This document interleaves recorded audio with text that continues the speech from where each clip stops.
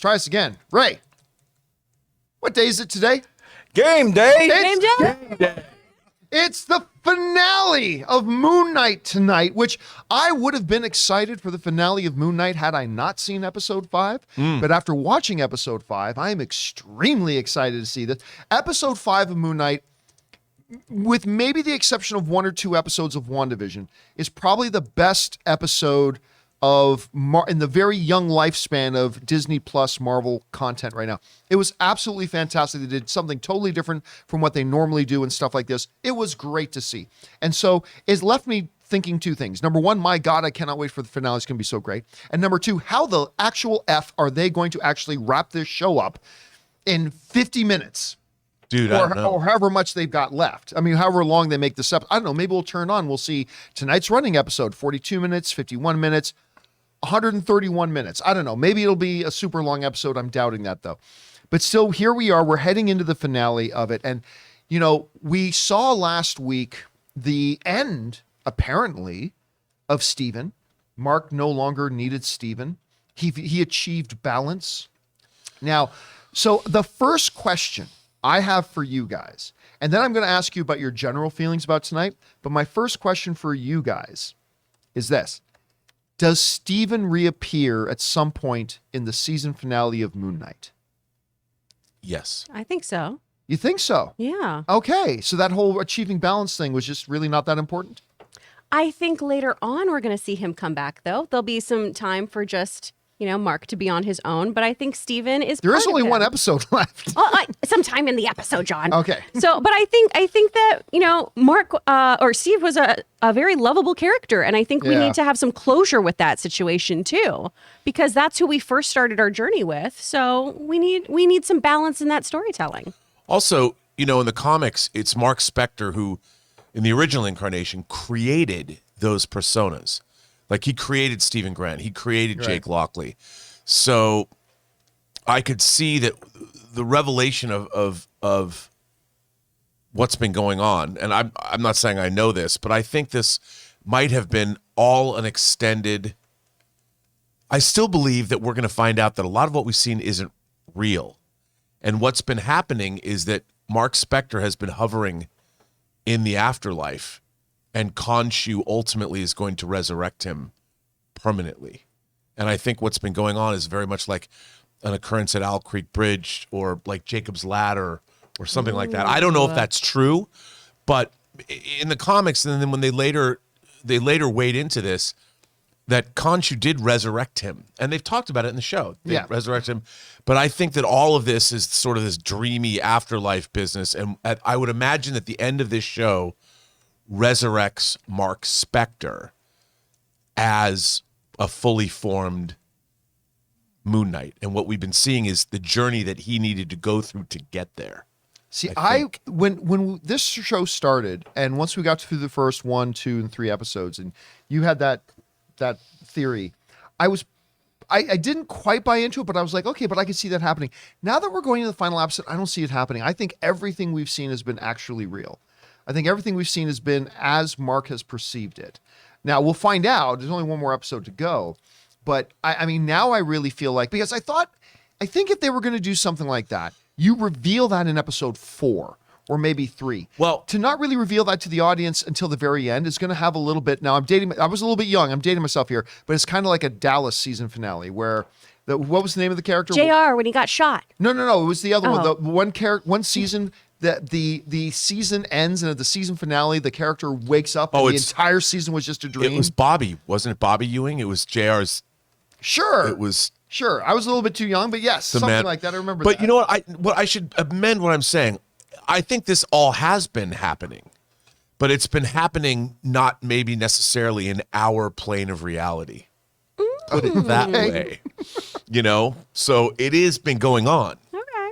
Maybe. All right. We want to take a second to thank the sponsor of today's video, Manscaped. Now, guys, you know I love Manscaped. You've heard me go on and on about the Lawnmower 4.0 and that body wash. I love it so much. And so we got to ask, guys, have you started your spring cleaning yet? The carpets need cleaning, the drapes need dusting, and your lawn needs mowing, gentlemen. And you guys know Manscaped isn't more than just one product. They have a whole lineup of products to help you guys feeling, smelling, and looking your best. And so Manscaped is proud to present to you the Performance Package 4.0, which is the only tool that you need to keep your boys looking, smelling, and feeling good this spring. Now, to start off with, you get the Lawnmower 4.0. Guys, we have talked about this. What is wrong with us? Why have we for so long been using these terrible tools that were never meant for cutting our hair down there? The razor clipper things on our electric razors. That's barbaric, guys. You need the Lawnmower 4.0. And then there's the Weed Whacker. You guys have heard our own Ray Ora talk about this thing. He loves using it to get that hair in your nose and the ear hair. And then they offer lots of other stuff like the Crop Preserver. It's an anti-chafing ball deodorant and moisturizer.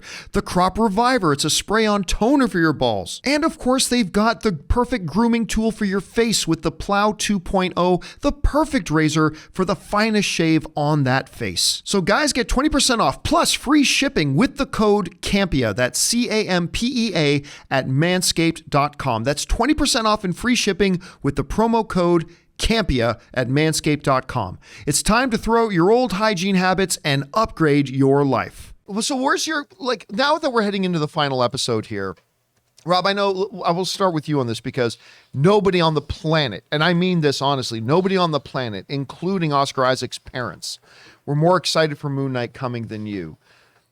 We've only got one episode to go. How are you feeling about how has the show done? I understand there's still one episode still to go, but really up until this point, how has the show done and how has it delivered or not for you? Okay, this would not have been at all the Moon Knight show that I would have mounted if I was a show. I would not have made this show at all. That said, I've found what they've made to be really compelling. I've loved watching it. You know, I've really had a good time. I've really enjoyed, I mean, even Moon Knight, you know, summon the suit. I mean, that's kind of weird. That was not what I would be expecting, but I loved it, you know, to me, as someone who's enjoyed the character, this is this is an amalgamation of things, but I've really enjoyed it. And I think it's because I could watch Oscar Isaac. That guy, especially after the last episode. I mean, that last episode was, that was just a wildly entertaining hour of television, and it was really compelling viewing. If they didn't call this show Moon Knight, and they called it, say, Gods of Egypt, I would be like, this is a dope ass show. I mean, it's so much better than Gods of Egypt. The hell, you shut your mouth. You shut your mouth. What is it with people in Gods of Egypt? Would you like to borrow my 3D Blu-ray? No. Okay. No, I really Would would. you? No, not in the least. It'll work in your PlayStation 5. No. I just as soon borrow your underwear, and that's probably not happening either. So, anyway, Chris. What a segue. What about you? Hi, Manscaped. I mean, how is granted, there's still one more episode to go, but how has this show been for you? Has it lived up to your expectations or hope? It's obviously been different than what a lot of us thought, but how has it performed for you? I mean, it's exceeded my expectations. I was really, cautiously optimistic about this because we had Oscar Isaac in here. We knew that this was a very well-researched show as well in terms of how they were treating this personality disorder and everything. And, you know, I trust in Kevin Feige. We've covered this. And I trust the vision of the Marvel Universe as a whole. But some of the Marvel shows have been a little lackluster as of late. Right. So, you know, that cautious optimism. But this is delivered. This has been so fun and bananas and bonkers. And just when I think something is so wild and they can't top it, they do. The action is incredible. The aesthetics on this show are magnificent. The acting is just sublime. I've really, really loved this. I didn't think something could top WandaVision, and it's really neck and neck for me right now. Yeah, I still have WandaVision comfortably ahead of it, but it's easily in the second spot there for me. So guys, question is for you. Heading into the finale of Moon Knight tonight, what are your expectations? How has the show delivered for you so far? What are you expecting to come out of this final episode? We are going to do a Moon Knight open spoiler discussion tomorrow night that will, for us, late afternoon. Make sure you guys tune in and join us for that because we're going to talk about not just the final episode, but probably our overall impressions of the show as well. Make sure you join us for that. But whatever you guys are feeling about it, jump on down to the comment section below and leave your thoughts there.